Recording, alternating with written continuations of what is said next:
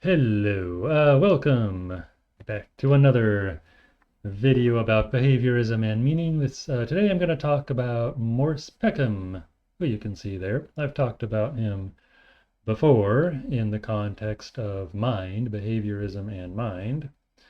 Today I'm going to talk about him, his theory of meaning. So, yeah, here we go. Let me take a look at the dates. So he's somewhat later, well, he's still fairly in that early generation, kind of the, I would say the second wave of behaviorism or pragmatism.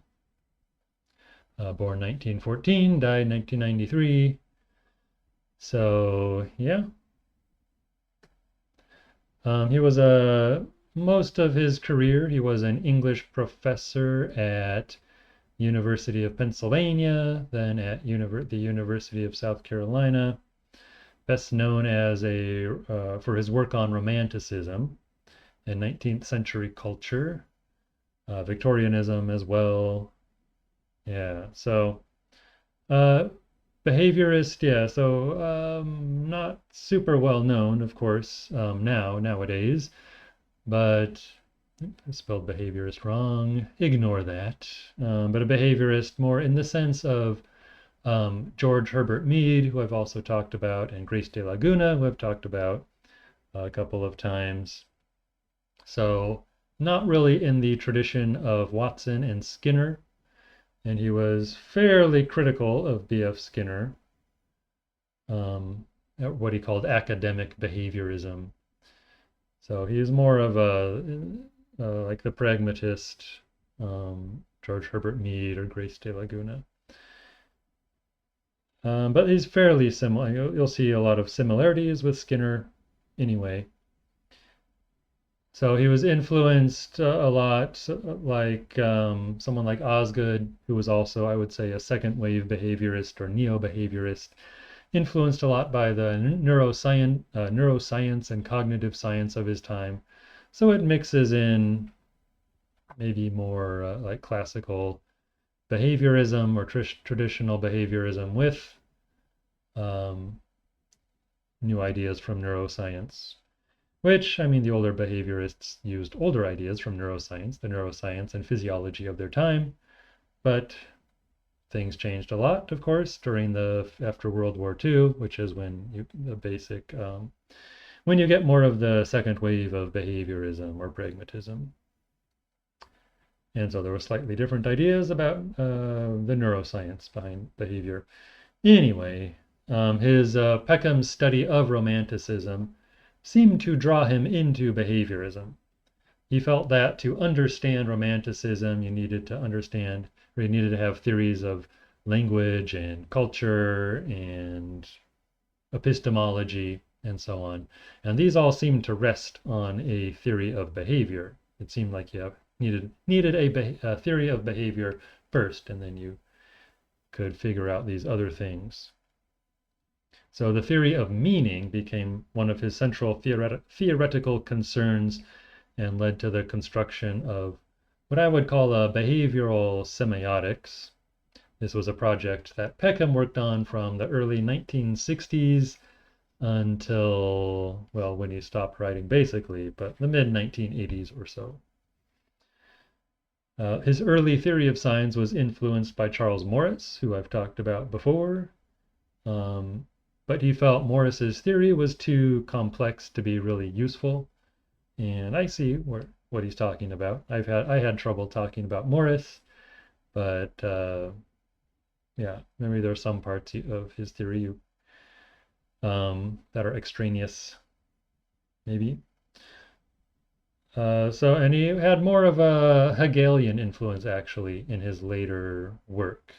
So you start seeing more discussion of Hegel from like the late 60s on. And yeah, so that's kind of interesting. He saw his major theoretical work as rewriting Hegel, but in behaviorist language.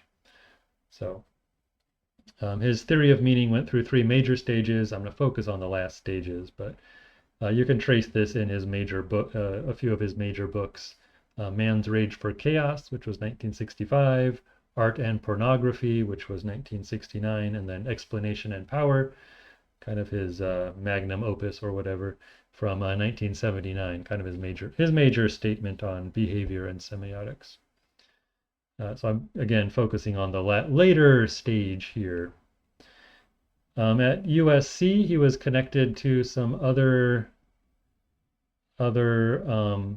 behavior-oriented scholars, kind of symbolic, coming out of the symbolic interaction tradition a little bit, also influenced by Peckham. So they were all, to one degree or another, influenced by Peckham and influenced Peckham as well. So aside from Explanation and Power, these are kind of the major works, I would say, from this school of thought. You have Peter Cederberg's The Politics of Meaning, Robert Stewart's Living and Acting Together, and H.W. Mateline's Characterization and History. And I recommend all of these. They're all quite good books, very interesting books to go through. The one I go back to most is Explanation and Power, but they all have their really their strong suits, interesting discussions on different points, all have slightly different emphases and so on. So it's a good quartet to read if you are interested in this kind of thing. So for today, if you're interested in a somewhat more in-depth discussion, I would recommend Peckham's introduction to his book Romanticism and Ideology. This is one of the places where he gives a summary of, basically a summary or abstract or précis of his theory. So it's fairly, I don't know if it's easy to follow or not if you haven't read his more extended discussions, but it seems to me a good readable introduction. So this will be, of course, speaking and slides and stuff. But if you want a good readable introduction, that is probably the place to start. Okay, so I'm going to talk today about the behavioral triad of meaning. This is the phrase Peckham used in Explanation and Power. It wasn't a major thing that he used again and again, but he used it a few times in Explanation and Power to talk about his theory, and it's useful to have a name for what you're going to talk about. So although I don't know if he would have he didn't really consistently call his talk about his theory in this way, but it's useful just for us, for our purposes. The behavioral triad of meaning. So what is meaning? We've talked about some different definitions of meaning that are kind of similar to this. You'll maybe see some similarity if you've seen some of my other videos on this topic. And so what is meaning? This is Peckham's basic definition of meaning, that the meaning of a sign or utterance is the response to that sign or utterance. He said this, he repeated this in many different places. This is just from Explanation and Power, which is what the EP means there. The meaning of any utterance or sign is the response to that utterance or sign. So meaning is response. This is the nutshell version of the behaviorist definition of meaning that we've seen other places. So a sign here is just something that you perceive, like an object or a thing or what, something that you see or hear. It could be something you hear, feel, whatever. Could be a sign. We'll talk more in detail about that. Just want to give you a sense of it. So any response to a sign is the meaning of that sign. This raises the question, of course, how meaning is controlled, about how do we control meaning? Because we don't just make random responses to signs and call that the meaning of the sign, although you could. But in practical life, we don't really do that. We don't respond arbitrarily and randomly to things that we perceive. So how is response actually controlled? Our responses are predictable to some extent, at least. Why is this? So to answer this, we'll have to get into how society works, at least a little bit. So, like Skinner, so I said Peckham was critical of Skinner, but like Skinner, he has this, we could call this his behavioral triad of meaning, a three-term contingency.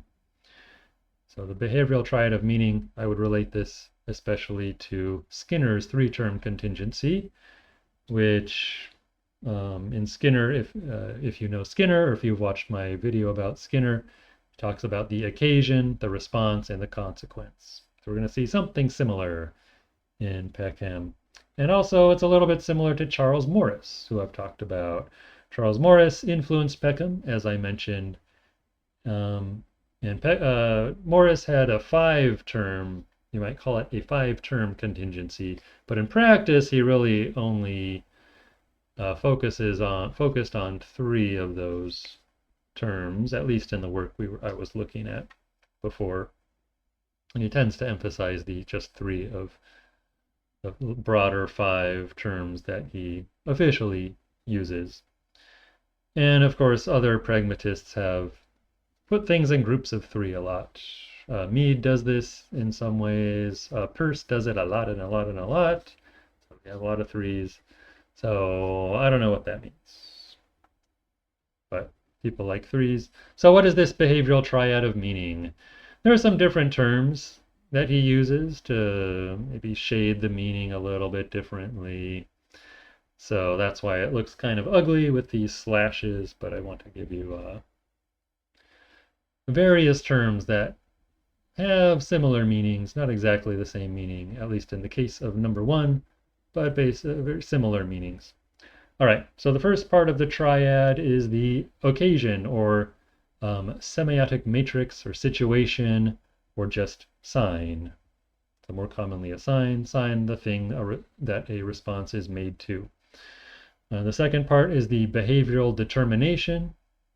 It means the determination of the sign. The response, right, determines a sign. So you make a behavior based on factors that we'll talk about. So your response is based on various factors, to the sign is based on various factors we'll talk about in a moment, but that is the determination. Determines you make a determination of how to behave based on the sign that you perceive. He also talks about this as semiotic transformation, which I'll get into later.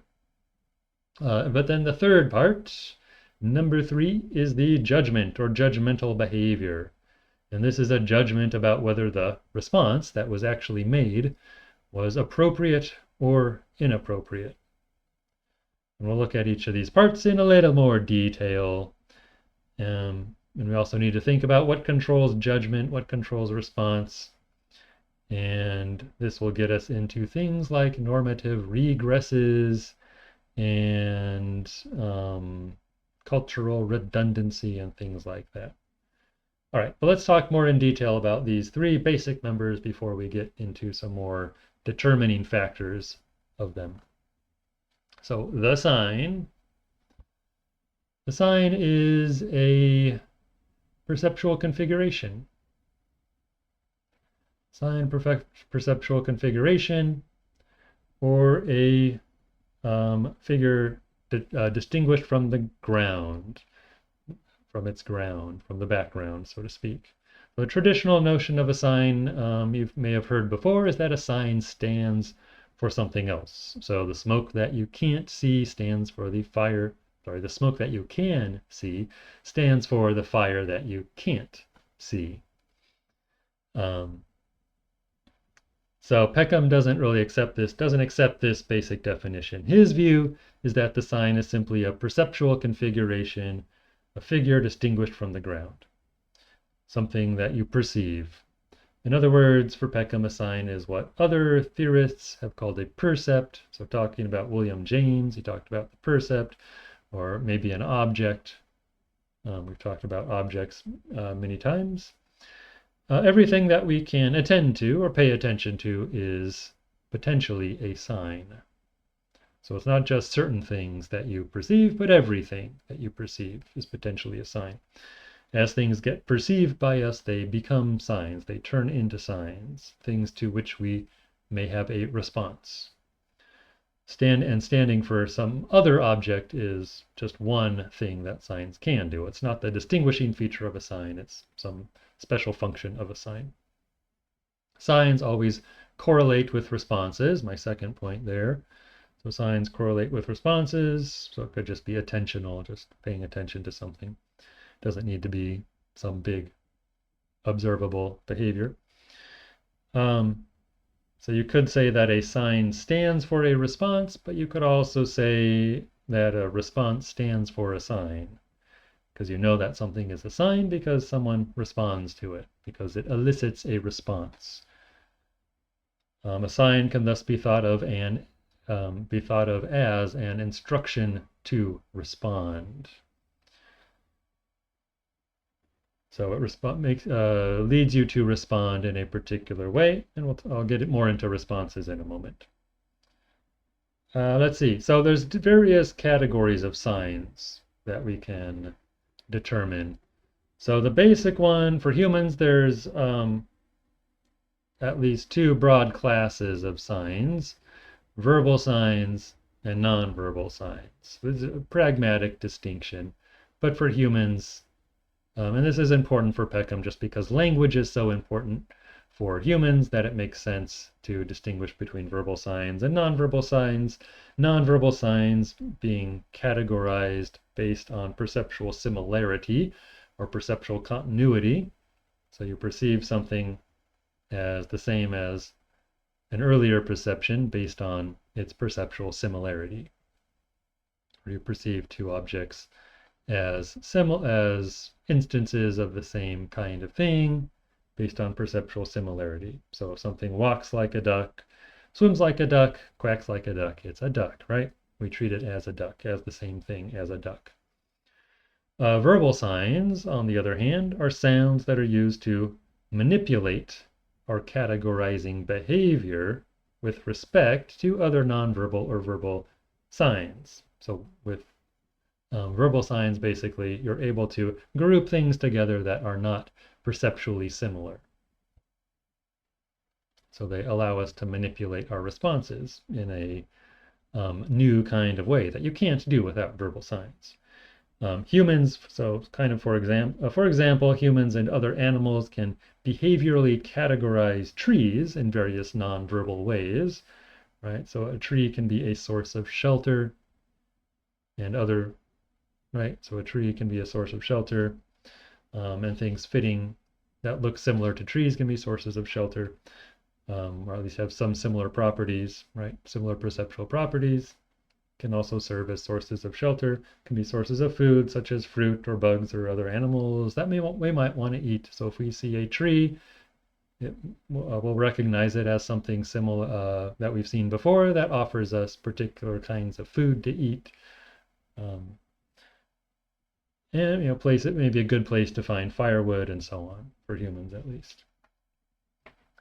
But so these are ways that we see one tree, we learn stuff about it. We see another tree, there's some perceptual similarity. We expect that we can do similar kinds of things that we've done before. But only a language using creature can, for example, categorize a tree as the home of a dryad, right? And respond to it in that way. So a dryad is a mythological kind of spiritual creature. And dryads may live in various kinds of places, and you need language to categorize those various places as homes of dryads. And of course, you need language to develop myths in which dryads can come to exist and so on. So it creates a whole new way that we can respond to things that we perceive. Verbal signs have other functions, or related functions, I should say. They can be used to initiate new patterns of behavior in a person. So a person can learn to swim, for example, by trying to imitate another person, which would be perceptual, guiding your behavior by your perceptions, and learning from your mistakes. This is what Skinner would call a contingency-shaped behavior, but you can also learn by being told how to swim. And this is, Skinner would call this rule-governed behavior. I don't know if Peckham has a similar distinction, but he does distinguish these two different functions of behavioral learning that you can learn by imitating, by trying things out. You can also learn by someone telling you, describing to you. And all animals have contingency-shaped behavior, but only humans have this kind of rule-governed behavior using verbal signs. Okay, but there is another category, another way to categorize signs, which cuts across what we were just talking about.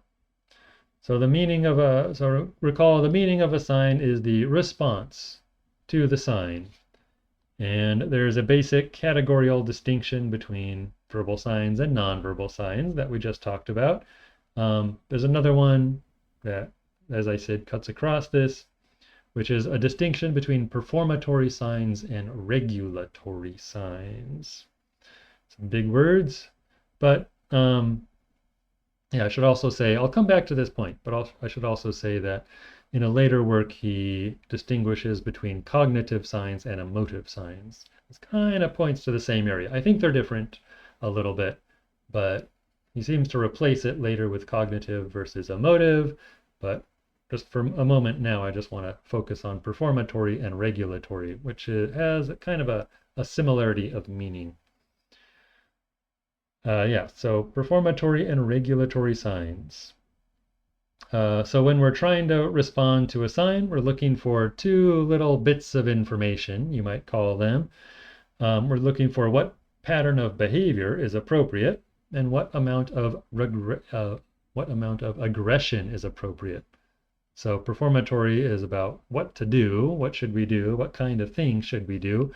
Regulatory, when we're responding to something as a regulatory sign, we're responding to how forcefully to do it, how we should do it, right? There's kind of sometimes a difference people talk about between what you do and how you do it, and this captures some of that. Performatory is like what you do, regulatory is like how you do it, but especially how forcefully you do it, how much aggression. And I should say a little bit about aggression. So for Peckham, all behavior is aggressive. Everything we do has some level, some degree of aggression in it. This is just, right, we're expending energy to change the environment. Our behavior changes the environment. It's using energy to manipulate, to change something. So he just uses the word aggression for this, but there's probably other words you can use for it. Some people, aggression maybe sounds too violent. Can maybe use the word energy. Energy kind of is similar. Yeah, but a regulatory sign is an instruction to use a certain amount of energy when you're responding to the performatory aspect of a sign. Let's see, in language behavior, I want to mention utterances as strings of words are performatory signs. So an utterance is the word content of an utterance is a performatory sign, or maybe a conglomeration or something of performatory signs. The intonation aspect, like the way you say something, is a regulatory sign. So by changing the intonation of an utterance, you can change the level of aggression or energy that in response to it. So depending how you say something, even if you're saying the same words, you might get a different response. So in a situation where you need to be quiet and someone whispers to you, open the door, you'll do it slowly and quietly, probably, right, with a low amount of aggression. If someone screams, open the door, like it's an emergency, you'll do it forcefully and quickly without worrying too much about how much noise you make, right? You'll use much more aggression. So that's just one kind of minor example. Right, I want to talk also about the semiotic matrix. So this is related to sign. And you kind of get a similar issue as with Skinner. So Skinner early on used stimulus, right? Skinner and like a lot of other behaviors used the word stimulus. And later on, he tended to use the word situation or occasion or setting rather than sign. Rather than stimulus. And there's a similar issue at work in Peckham. So he tends to use the word sign, I think, for simplicity. But in the background, there's also this concept of the semiotic matrix. So we'll look at an example of how all this works in a moment. But the point of semiotic matrix is that signs don't just exist alone, but are always parts of what Peckham calls a semiotic matrix, or sometimes we use the word context or situation or something like that. So they're part of a context or situation, which is made up of signs. Some of these signs indicate the institutions, customs, social roles, interests at work in a situation. And signs are interpreted in light of the semiotic matrix in which they appear. An example that Peckham often used, you see this in many of his writings, is that if you ask a waiter, you're in a restaurant, you ask a waiter for a cup of coffee, you'll get a cup of coffee, right? The waiter's interests are doing his job and so on, so you get your cup of coffee. If you later on see the waiter at the beach, say, and you ask for a cup of coffee, the waiter's not going to respond in the same way. So these things are situational. They depend on the institution. At the restaurant, you're in a particular kind of institution where you can ask someone for coffee and they'll bring you coffee. At the beach, this is a totally different kind of institution. The waiter is no longer in his role as waiter. He's just a guy at the beach, presumably. In this example, he's just a guy at the beach who also happens to work separately from this as a waiter. So anyway, semiotic matrix is important for interpreting signs and responses to signs. So another example of how this works, my aunt and uncle used to have a working traffic light, like an old working traffic light in their backyard. And so the way you respond to a traffic light in that situation should be different than the way you respond to a traffic light when you're actually driving on the street, right? So to play with this example a little bit more, say you're driving on the road. The way you respond to a traffic light is still going to be different in different situations. The meaning of a red light as an instruction, so the red light is an instruction to do something. It's a pattern of behavior that's been ingrained into us by the time we learn to drive. We've learned what the meaning of a red light probably many years before we've even learned to drive. We know what we're supposed to do when we're driving, when we're performing that social role of driver. We're supposed to stop when you see a red light. Slow down, stop. So this is the traffic light as a performatory sign. It gives us an instruction to do something. But how we do it, so this is the regulatory aspect of the sign, or the regulatory sign in that situation. So how we do something will change from situation to situation. So if it'll change with our interests and perhaps the role we're playing. Think about how ambulance drivers respond to red light is different than how a normal driver, regular driver, responds to a red light. Or, for example, if you're on a leisurely Sunday drive, you'll respond with minimal aggression to a red light. You'll probably just slow down, stop, no big deal. But if you're driving fast because you're late for work and you want to keep your job, that red light is a different kind of regulatory sign. It gives you the same instruction, you're supposed to stop, but how you stop, you're probably going to be going faster, right? You're probably going to be angry, annoyed that it's a red light. So you're going to respond with greater aggression, right? Screech to a halt or something. Hopefully not. So performatory, regulatory, and semiotic matrix has a big impact on how those work. I do want to say something. I mentioned cognitive and emotive signs before. So this was made in a book called The Birth of Romanticism, one of his last works, one of his last two books, his second to last book. And so it's not clear if this was supposed to replace the distinction between performatory and regulatory, but the way he uses it is fairly similar. But I think you could make a distinction between all of these that is kind of useful. It's not exactly anything Peckham wrote, but I think it's compatible and maybe is in the spirit of what he wrote. So here's how I might describe these differences. So cognitive, performatory, regulatory, and emotive. These are all things that you would commonly find in some semiotic matrix. So to respond to a cognitive sign is simply to categorize something, I would say. So perceive something, perceive it as something, without yet using it instrumentally. So as I glance across my desk, I see various kinds of objects. I know what these objects are, and if I look at them, if I attend to them, I'll feel certain attitudinal changes, certain tendencies towards behavior.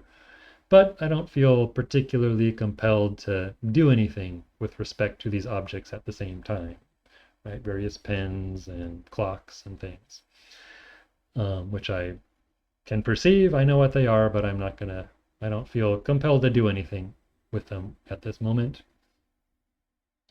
But then to respond to a performatory sign is to settle on an action with respect to that sign. So if I need to write a note, my pen becomes a performatory sign. Write with me, it says. Pens have other uses as well, though. So if I sometimes use them to poke holes in plastic wrap, cellophane wrap, or whatever, if I don't have scissors by me. So if I need to do that, then the pen becomes a different kind of sign. It becomes some poking device. And so I respond to it as that kind of instrument, that kind of tool. So the pen takes on a performatory aspect only in certain situations, right? When I need something that the pen can respond to as filling that role, filling that function. To just notice it is to just notice it, categorize it as a pen is more of a cognitive response, which requires little aggression, though it still does require some aggression. But to actually use it as a performatory sign, respond to it as a performatory sign, requires greater aggression. Now I'm physically manipulating the environment. Of course, if you use too much aggression, you'll break it. So regulatory sign, yeah, so that's more about regulatory sign. To respond to a regulatory sign is to manage the energy level of your behavior, right? So performatory, you're responding to it as something, you're using it as something. Regulatory, you're responding to it with a particular level of energy or aggression. Sometimes you need to use more aggression to complete a given task than other times. A regulatory sign is an interpretation of other signs then. So to just notice, yeah, as I mentioned, to just notice an object is requires little aggression. To actually respond to it as an instruction for behavior requires more. And then a last one, emotive sign. To respond to an emotive sign is to respond to a sign as guiding or hindering your behavior in any of its other aspects. An emotive sign is an interpretation of all the other signs. So did we categorize the sign correctly? Are we able to categorize the sign, I should say? It's probably a better way to put it. Are we able to categorize it? Are we able to do the thing we want to do with it? Are we able to use it with the right amount of aggression or energy? So if we can, right, if we're able to do these things, we have good feelings. If we're unable for some reason, we have bad feelings, negative emotions. Yeah, so as I said, this goes a little bit beyond what Peckham wrote, but it's potentially a useful framework. And it gets close also to Charles Morris's tridimensional sign. This is like, what we say, quadridimensional, four-dimensional sign. Which, Charles Morris had this three-dimensional, tridimensional sign of designative, which would be cognitive here, prescriptive, which would be performatory here, and then appraisive, which would be emotive here. We've analyzed out the regulatory sign, which is potentially useful, potentially interesting to work with. It may be something that is often overlooked, the regulatory aspect of behavior, so sort of the aggressive aspect of behavior, energetic aspect of behavior, maybe is overlooked in most semiotic theories. I don't recall that being, yeah, might have to look at it. The theories that I know about, I don't see that as a big factor, but it may be something useful to take into account because, of course, behavior is based on metabolism. Life is based on metabolism. That's an important background part of any behavior. The amount of energy we use to do something is an important aspect of our behavior. So we might need to take that into account semiotically.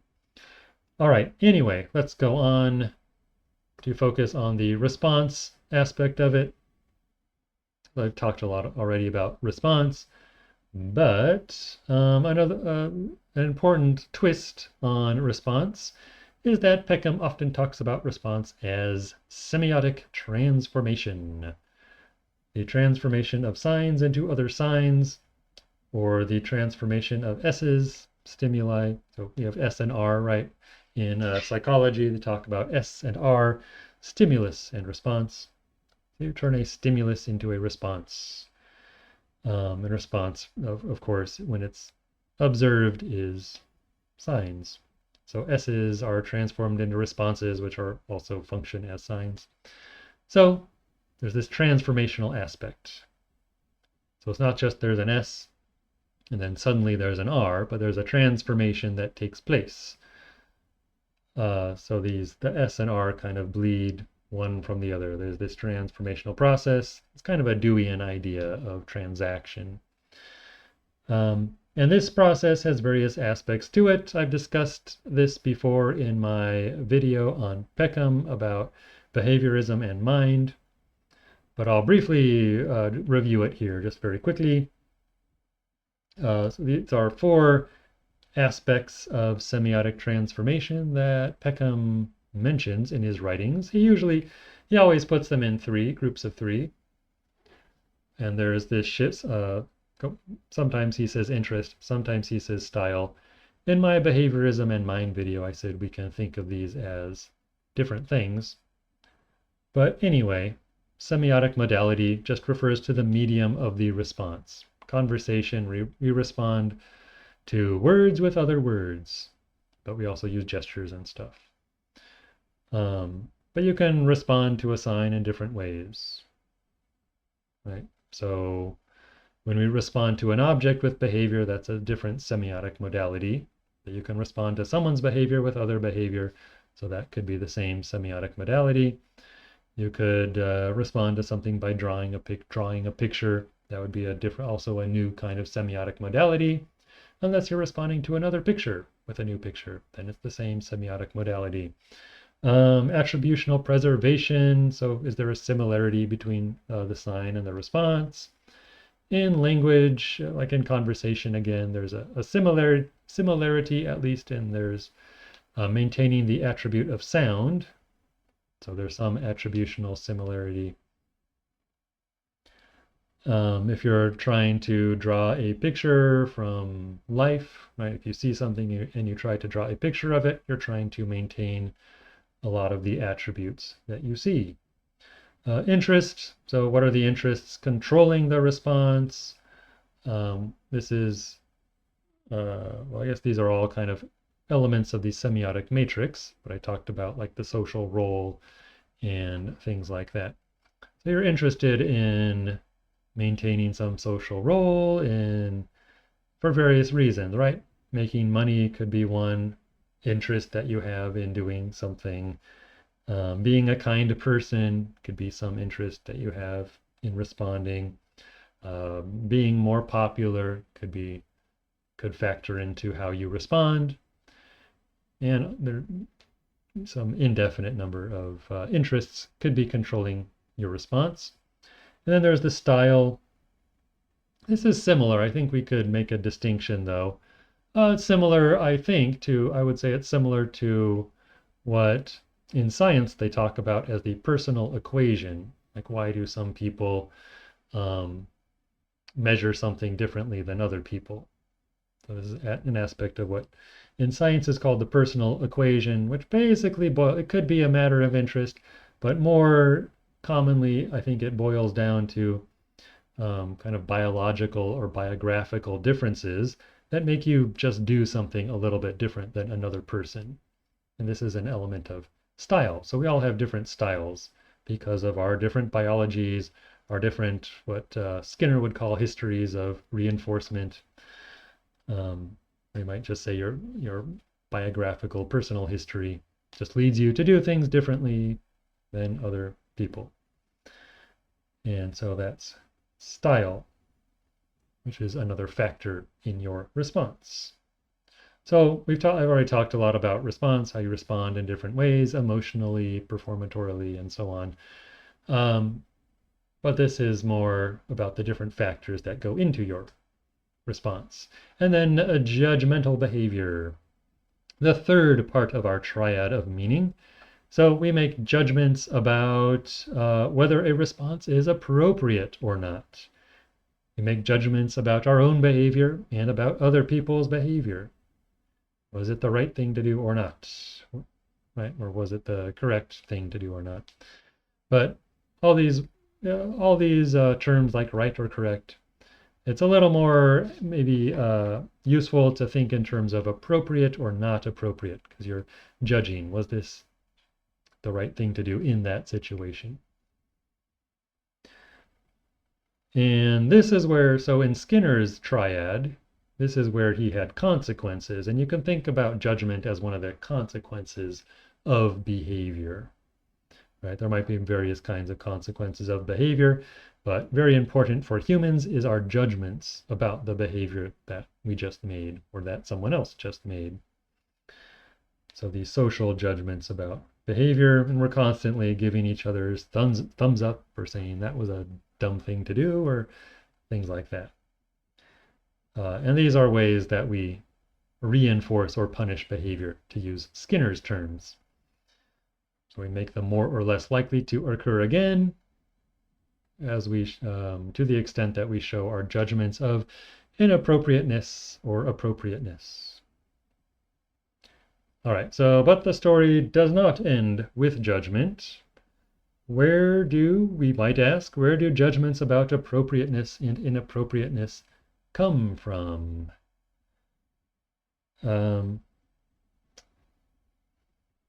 Yeah, so responses and judgments about responses, and a judgment is a response to a response, right? So it's a response, but it's a response to a response.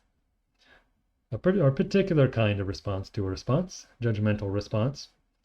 But responses and judgments are all controlled, but how are they controlled?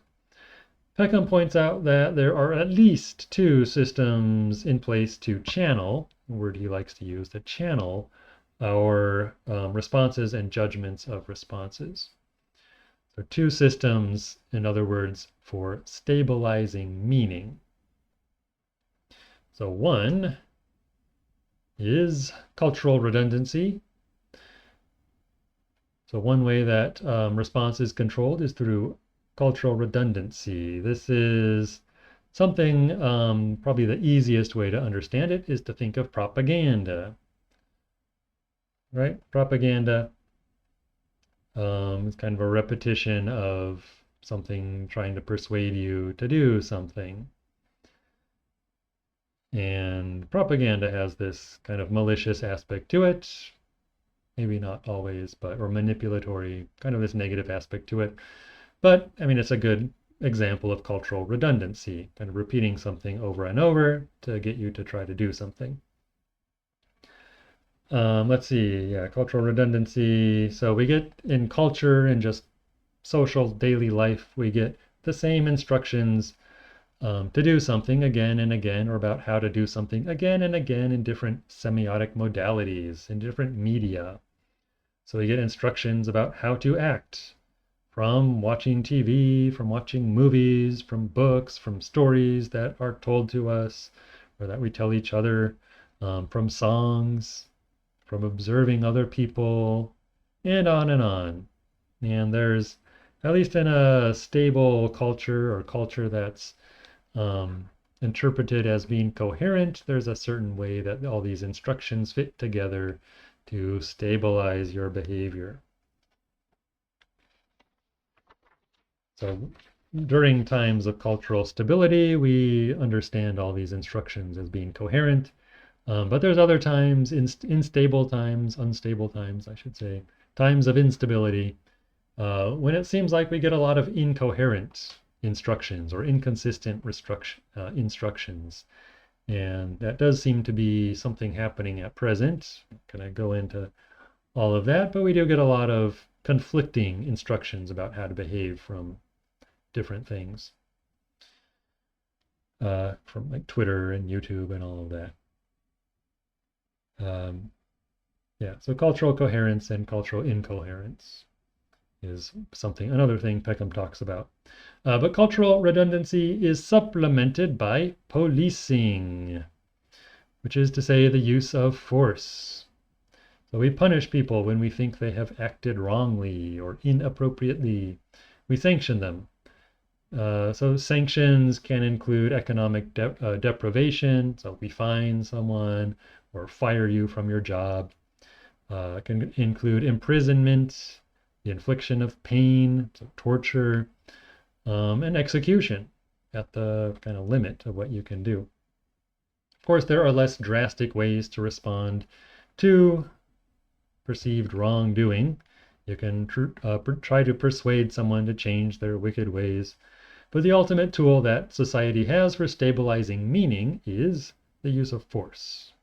And we try to use that less than the least amount that we can, because once you start using force, that's the limit of what you can do. There's nothing beyond that you can do. So civilization, I think this was Peckham who said that civilization is trying to delay the use of force as much as possible. So yeah, that's a poster from 1984, one of the filmed versions of 1984. Big Brother is watching you, right? A lot of about propaganda.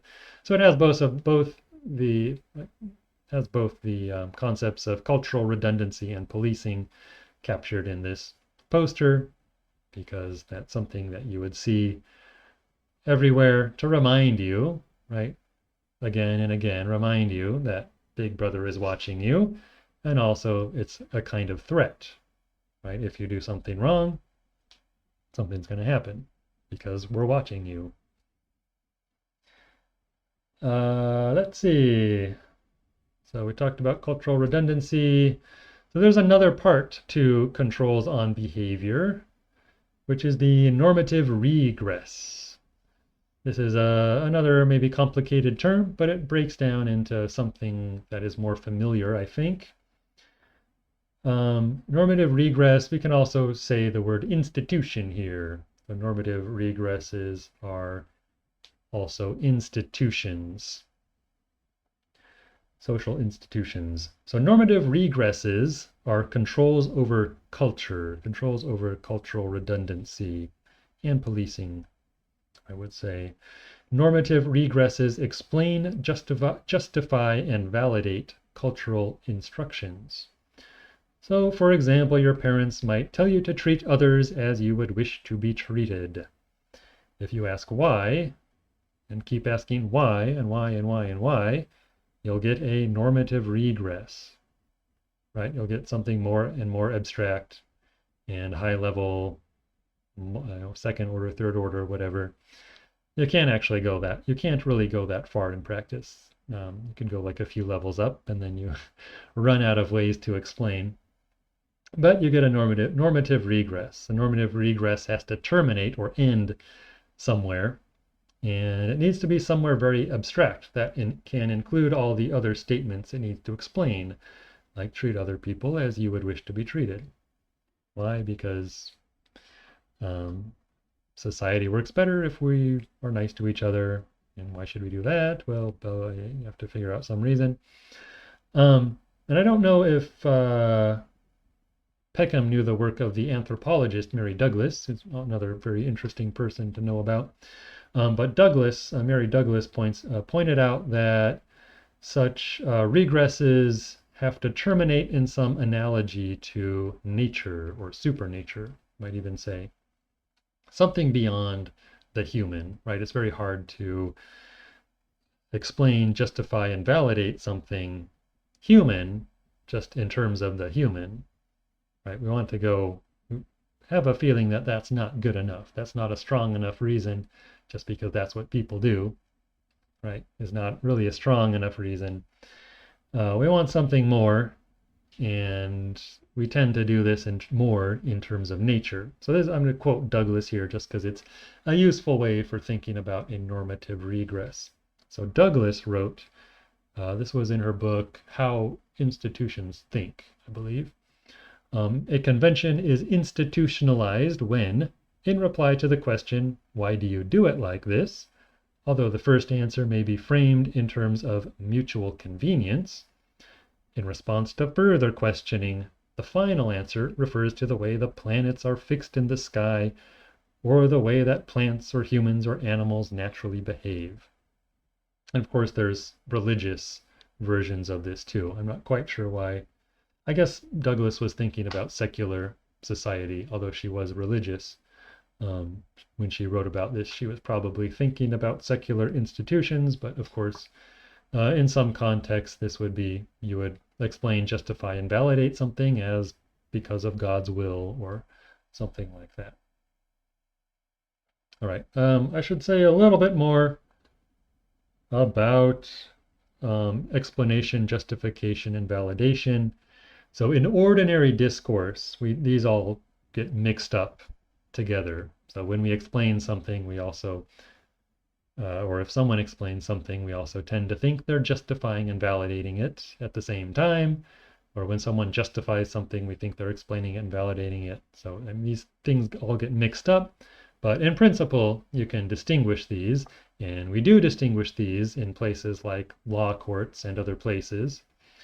So you can get into a lot of misunderstandings, I think, if you don't understand the differences between explanation, justification, and validation. And this is a useful point that Peckham makes. So I'll take the example of abortion because it's always in the news, or it's, yeah, pretty much always in the news. In the United States, other countries it's not a big deal, but in the United States, it's a big deal. And yeah, it was also one of the examples used by Peckham in his book Explanation and Power, probably other places. So any particular instance of abortion can be explained, right? You can say why someone did it. You can ask them why they did it, and that's why they did it, presumably. At least that's you can take that at face value as an explanation. You could also look at their, history and biography and whatever factors you think were playing a part in their decision and explain it that way. But in any way, you can explain it. You can find out why someone had an abortion. But to explain something is not necessarily to justify something, and it's not necessarily to validate it. So to justify what someone did, we, in effect, refuse to condemn them. So we conclude that they were within their rights, perhaps as citizens or as human beings, to do what they did. And I think this is how many Americans treat or would like to treat abortion. It's kind of a personal issue. It's something you can do as a human being. We're not necessarily going to condemn you for doing it. It's a right. We want to think of it as a right that you can do. So that would mean that it's justified. If it's within your rights to do something, then we can say that it's justified. If you're not going to say, well, you were wrong to do it. You were absolutely wrong to do it, right? It's justified. But if we validate what someone did, right, this is another thing. So we say that it's not only within their rights to do what they did, but they ought to have done what they did. It was the right thing to do. It was not just within their rights, but it was the right thing to do, the thing they should have done. So validation in relation to abortion, of course, is a much more divisive question in American society. And it's really hard to say that in that or in many different situations, it's hard to say that what someone did was what they should have done. It's easier to justify what someone did. It's hard to validate, I think. At least I don't really like to get into that too much. This is kind of the moral aspect. So it's hard to say whether any particular decision that someone makes is the right decision, the thing they ought to have done, especially in a case like abortion. Self-defense gives another pretty clear distinction between justification and validation. So you may be justified, you may be within your rights to shoot and kill someone who breaks into your house, but were you right to do it? Was it the right thing to do? This is generally not something we want to validate because we don't want people just going, shooting each other if they feel the need, if they feel, that should be, it's just not something I think society wants to validate. We say, if you do it in cases of extreme self-defense, it's justified, but we don't generally want to validate people shooting each other outside of maybe war contexts, which is something very different.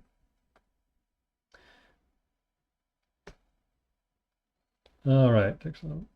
Yeah, well, I'll put this, I didn't mean to put this up quite yet, but fine. So institutions are where the real work of stabilizing meaning gets done. By institutions here, we're talking about things like universities, other schools, corporations, small businesses, churches, clubs, families, etc., etc. So within institutions, we need to coordinate our activity with others, and thus we have to share the same meanings. We have to come to share the same meanings, respond to things in the same kind of ways. Almost all institutions are hierarchical, and, to some degree at least, and thus are structured as normative regresses grounded in nature, or sometimes I would say supernature, like religion. So one example that I sometimes think about is that this kind of odd analogy, or maybe insidious analogy, I always think it's a little bit creepy analogy that we use in comparing institutions to families. So this is a kind of trope that you hear, like we're a family, right? The organization, so it could be any organization. I just have here, it's supposed to be like a church, a business, and a restaurant, and like a corporation business setting. But these kinds of things are explained by appealing to the institution of the family, which is seen as more natural, more primal, a deeper kind of institution. Animals don't have churches or restaurants or employers, but they have families, or at least some kinds of animals have families. They have parents and so on, brothers, sisters. And so it's a way of explaining one institution in terms of another that somehow has a deeper resonance with us. So I don't know if you can see all of these words: more than a church, we're a family. Of course, Olive Garden, if you live in the United States, you may remember the Olive Garden ads when you're here, your family. So playing on this institutional analogy. The bottom one, I don't know if you can see, it's kind of a parody, kind of a meme parody of the motivation posters that you used to see in offices. That one's hard to see, but it says, we like to think of ourselves as a family, so you don't have to spend time with yours. That's kind of the insidious part of this trope of we're a family. Here we're a family or something. is so you don't have to feel bad about being away from your actual family. Yeah, so anyway, institutions would not survive if meanings could not be stabilized and shared. So if responses could not be stabilized and be somewhat predictable. On the other hand, the environment is always changing. You never quite experience the same situation twice. So institutions also need to be able to innovate. We need to innovate new meanings, new responses to new situations. And this is the bind that societies are caught in between requiring a certain degree of predictability and needing to respond to change. And this is probably why, I don't think Peckham says this, maybe he says it somewhere, but this is why you'll find in seemingly every society people who are interested in doing new things and people who are interested in maintaining the old ways. Right? Got conservatism and progressivism, which is a big split in a lot of modern societies. But the obvious answer is that we need both of these things. We both need to make behavior predictable, and we also need to be able to respond to the changing environment. Okay, I'm going to finish up here, but I should say, well, let me go to my conclusion slide. I should say before I conclude that Peckham was very much interested in art as much as anything else. He wrote a lot about art and applied his semiotic theory to art in pretty much everything that he wrote. I did not want to get into this element here, this aspect of his theory here, just because signs have a kind of a different function in art as in practical life, and that would just make this even longer than it already is. So I might talk about that in the future. And well, I am planning to talk about literature soon. I'm starting to get ready for some writing about behaviorism and literature, so I might make some videos about that in which I will talk more about Peckham's aesthetic theory and how signs work in aesthetics, in art. But anyway, that's how I want to where I want to finish up for today. So today I told you about the behavioral triad of meaning: sign, response, and judgment. So the meaning of a sign is the response to it, and this is controlled by judgment and also these other factors we talked about. So we pass through these semiotic matrices throughout our life, responding to the signs that make them up, and which are produced by our perceptual apparatus interacting with the environment. Right? Remember, signs are just produced by our perceptual apparatus interacting with the environment. We talked about the various factors involved in making a response, which is also understood as semiotic transformation. Transformation of signs into responses, which are themselves other signs, which we judge to be appropriate or inappropriate.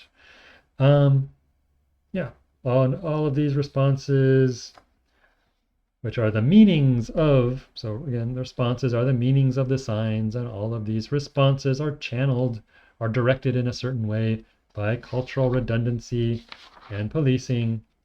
And cultural redundancy and policing are themselves controlled by normative regresses, which in the form of human organizations are institutions. All right, so that is Peckham's theory of meaning. In the next video, I'm going to get up to the present day, leap to the present day, and talk about Jordan Peterson's theory of meaning. But that's all for now. So thanks for watching and have a great day. Bye.